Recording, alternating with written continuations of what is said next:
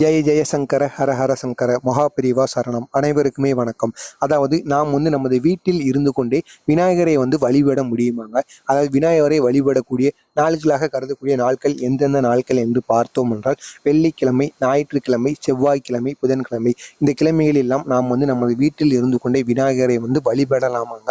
அது மட்டும் அல்லாமல் உங்களது வீட்டிற்கு அருகில் விநாயகர் கோவிலானது இல்லை, அது மட்டும் அல்லாமல் நீங்கள் சிட்டிக்குள் இருக்கிறீர்கள் போன்ற ஏதாவது ஒரு பிரச்சனைகளானது உங்களுக்கு இருக்கலாம். அப்படி ஏதாவது ஒன்று இருந்தது என்றால் நீங்கள் உங்களது வீட்டிலிருந்தே இந்த ஒரு செயலை மட்டும் நீங்கள் செய்யுங்கள். இதனை செய்வதனால் விநாயகரின் முழு ஆசீர்வாதமும், அது மட்டுமல்லாமல் நமது பிரச்சனைகள் அனைத்துமே தீர்ப்பதற்கு முதன்மை கடவுளாக இருப்பவர் தான் விநாயகர் அவர்கள். எனவே நமக்கு என்ன பிரச்சனையாக இருந்தாலும் சரி, நாம் விநாயகரை நினைத்து கொண்டு அந்த ஒரு பிரச்சனையை முடிப்பதற்கு நாம் தயாராகினோம் என்றால் விநாயகரின் மூலம் அந்த பிரச்சனைக்கு ஒரு முடிவானது நமக்கு கிடைத்து விடுமாங்க. எனவே மறக்காமல் நீங்களும் உங்களது வீட்டில் இருந்து கொண்டு விநாயகருக்கு இந்த ஒரு வழிபாடை நீங்கள் செய்வதன் மூலம் உங்களுக்கு இருக்கக்கூடிய பிரச்சனையையும் தீர்ப்பதற்கு அதிகப்படியான வாய்ப்புகள் இருக்கிறது.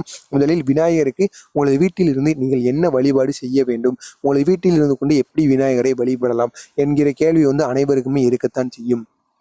இதற்கு உங்களது வீட்டில் முதலில் விநாயகருக்குரிய படத்தை நீங்கள் எடுத்து வைத்துக் கொள்ளுங்கள். விநாயகருக்குரிய படத்தை எடுத்து வைத்துக்கொண்டு விநாயகருக்கு பிடித்தமான பொருட்கள் என அனைத்துமே நீங்கள் எடுத்து வைத்துக்கொள்ள வேண்டும். விநாயகருக்குரிய அந்த கனி, அது மட்டுமல்லாமல் விநாயகருக்கு என்னென்ன பொருட்கள் தேவையோ கொலக்கட்டையிலிருந்து, அது மட்டுமல்லாமல் விநாயகருக்கு என்னென்ன படைகள் படைப்பார், பொங்கல் முடிந்தால் உங்களது வீட்டில் பொங்கலை நீங்கள் வைத்திருந்தாலும் மிகவும் நல்லது. இதையெல்லாம் எடுத்து வைத்துக் கொள்ளுங்கள். அதுக்கப்புறமாக நீங்கள் வீட்டில் பயன்படுத்தாமல் சுத்தமாக இருக்கக்கூடிய மஞ்சள் இருக்கும் அல்லவா, அந்த மஞ்சளை எடுத்து வைத்துக் கொள்ளுங்கள். அதிகமான மஞ்சள் இதற்கு தேவைப்படும். மஞ்சள் அதனுடன் நீங்கள் பன்னீர் எடுத்து வைத்திருந்தாலும் பரவாயில்லை.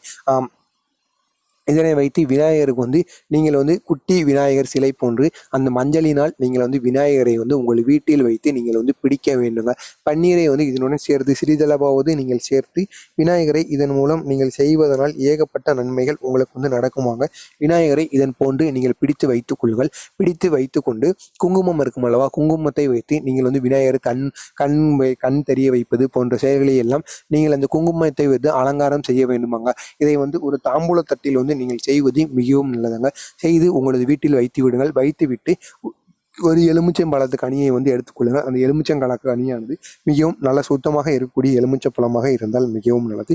இப்படிப்பட்ட எலுமிச்சம்பழத்தை எடுத்து அந்த அந்த தட்டியில் வைத்து விடுங்கள். அதற்கப்புறமாக விநாயகருக்கு நீங்கள் படைத்த அனைத்து விதமான பொருட்களும் என்னென்ன பொருட்கள் வாங்கி வைத்திருக்கிறீர்கள் அது அனைத்துமே வைத்து விடுங்கள். முடிந்தால் நீங்கள் உங்கள் வீட்டிற்கு அருகில் எங்காவது அருகம்புல் இருக்கும் அல்லவா, அருகம்புல் கிடைக்கும் என்றால் கடையிலோ அல்லது வீட்டிற்கு அருகிலோ அருகம்புல் கிடைக்கும் என்றால் அந்த அருகம்புல்லையும் நீங்கள் வாங்கி அந்த தாம்பூலத்தில் வைத்து விடுங்கள். சிறிதளவு பொரிகடலை இதனையும் சேர்த்து அந்த தட்டில் வைத்து விடுங்கள். வைத்து விட்டு முருகன் விநாயகருக்குரிய என்னென்ன விநாயகருக்கு என்று மந்திரங்கள் இருக்கும் அல்லவா, விநாயகருக்குரிய மந்திரங்கள், அது மட்டும் இல்லாமல் விநாயகருக்குரிய ஸ்லோகங்கள் என அனைத்தையுமே உங்களது வீட்டில் விளக்கை ஏற்றி விடுங்கள்.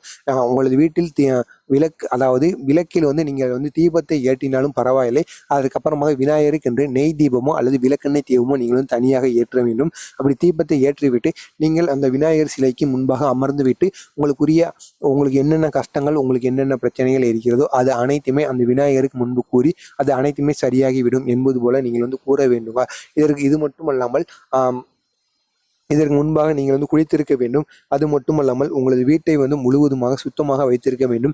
வீட்டை கழுவி இருந்தாலும் மிகவும் நல்லது. வீட்டில் உள்ள அனைவருமே அசைவம் சாப்பிடாமல் அனைவருமே சைவத்தை எடுத்திருக்க வேண்டும். இதே போன்ற செயலையெல்லாம் செய்திருந்தால் மட்டுமே நீங்கள் இந்த ஒரு பூஜையை செய்ய வேண்டும். இதே போன்று செய்துவிட்டு அந்த மஞ்சளை நீங்கள் என்ன செய்ய வேண்டும் என்று கேட்டீர்கள் என்றால் உங்கள் வீட்டிற்கு அருகில் எங்காவது ஏரி குளங்களோ அல்லது கிணறுகளோ ஏதாவது ஒரு இடமானது இருக்கத்தான் செய்யும். அங்கு சென்று இந்த விநாயகரை கரைத்து விடலாம். அல்லது உங்களது வீட்டிலிருந்தே நீங்கள் விநாயகரை கரைத்து விடலாமாங்க.